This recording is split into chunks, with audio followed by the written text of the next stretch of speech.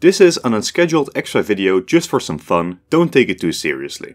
On the Possible History Discord, this map was shared which supposedly shows the wizarding schools in J.K. Rowling's Harry Potter universe. And it raised many questions. So, after mocking the map for a bit, I started digging, and I found out that this map was only a fan creation. I breathed a huge sigh of relief until I found out that it was a fan creation based on information provided by Rowling herself. She had posted this map with the location of 7 of the 11 total worldwide wizarding schools, with an 8th one to be later confirmed to be in Russia. This means that, canonically, all the wizards in the entire world, with all their different nationalities, religions and cultures, gather together in just 11 schools.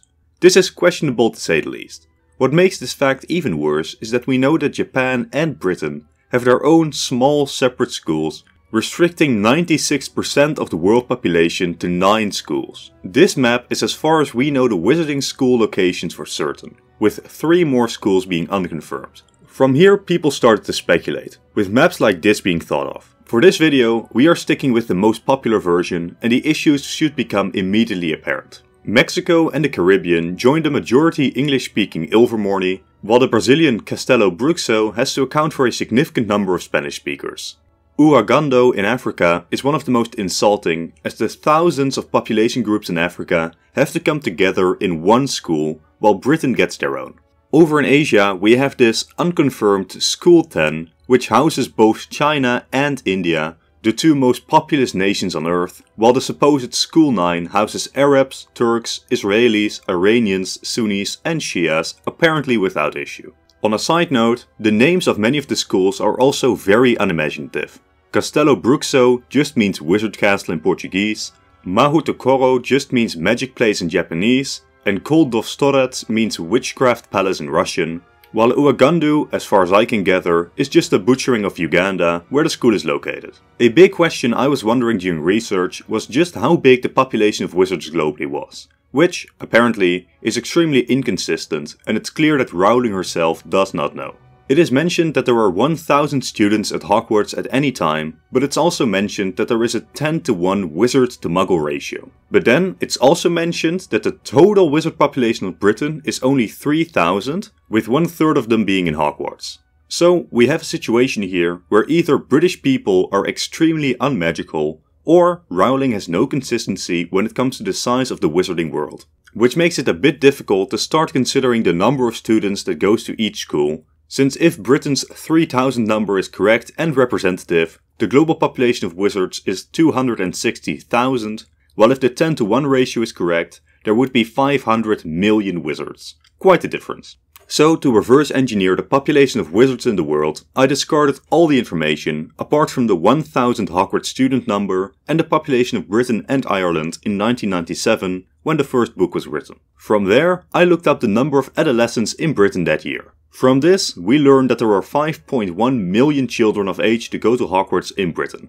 From this, we gather that about 0.20% of British adolescents go to Hogwarts. So let's take that ratio as the canon wizard to muggle ratio. From this, we gather that the British wizard population is about 12,000 strong and the world population of wizards is around 1 million. Now that we know the wizard population and we assume that all wizarding schools have 7 years like Hogwarts, we know that about 80,000 people will need to go to school every single year, divided between only 11 worldwide schools, giving us an average of 7,500 wizards per wizarding school, but the selfish Hogwarts only takes 1,000, so really the 11 remaining schools need to have 8,000 students each, but we also know that Japan has a selfishly small wizarding school, with an estimated 2,000 students, so really the 9 remaining schools have an average of 8,500 students. Here is the map of the schools again, with my very rough estimates about the number of students. All things considered, having the schools house an average of 8,500 students isn't that bad. We have way bigger universities in our own world, and especially with magic, none of these numbers should be a real issue. But again, all of this is just my calculation about the amount of wizard students in the world, as Rowling herself clearly does not know. With that established, I will conclude this video by attempting to build a slightly better map of the schools of the wizarding world, removing most supposedly canon information apart from Hogwarts being in Britain, giving me complete freedom to fill in the other 10 schools. In what horrible way can I divide up the entire world in only 11 categories? To start off with, I'm going to assume that travel is not an issue. Even if teleportation itself across continents isn't possible, surely the wizarding world is smart enough to invent ways of travel similarly fast as airplanes, so at worst, students have to travel like half a day. That's more than acceptable. So, quickly before we dive into the map, what am I striving for in my 11 wizarding schools? First, we will try to make them all somewhat equal in population, not having major outliers like Hogwarts being 1000 students while the rest have to deal with 8500. Secondly, and this one will be even more difficult, we will try to at least somewhat fit culture and language into our maps wherever possible, to hopefully prevent situations where a school is divided between Chinese, Hindu and Muslim students. And finally, just to make it a bit easier, I will only give each nation one school, even though some nations may be able to fit in multiple categories, just to keep the map a bit easier. I won't be able to fully adhere to these standards, but this is going to be what I'm striving for. To start off with Hogwarts, I will extend Hogwarts into the English-speaking regions of North America. While it makes a lot of sense to have the United States have their own school, if we only have 11 schools to give out, we need to use them sparingly. Similarly, Australia, New Zealand and many of the Pacific Islands will join this school. Then we have to build a Spanish-speaking school, which can either be in Spain itself or somewhere in the New World, but historically speaking, it makes more sense to have it in Spain. The Spanish-speaking regions of the Americas will join this school for certain, with Brazil and Portugal as well. I don't like grouping the Portuguese and Spanish-speaking worlds together, but we are just too limited in our school set.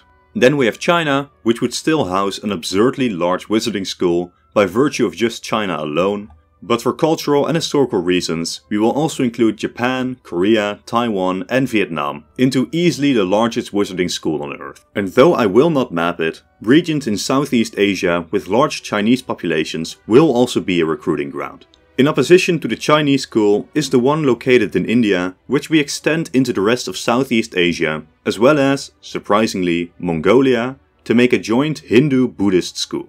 We could split Buddhism and Hinduism, but that would make the Buddhist school by far the smallest in the world. Then we reach one of the most difficult regions in the Middle East, where I'm really struggling with what to do.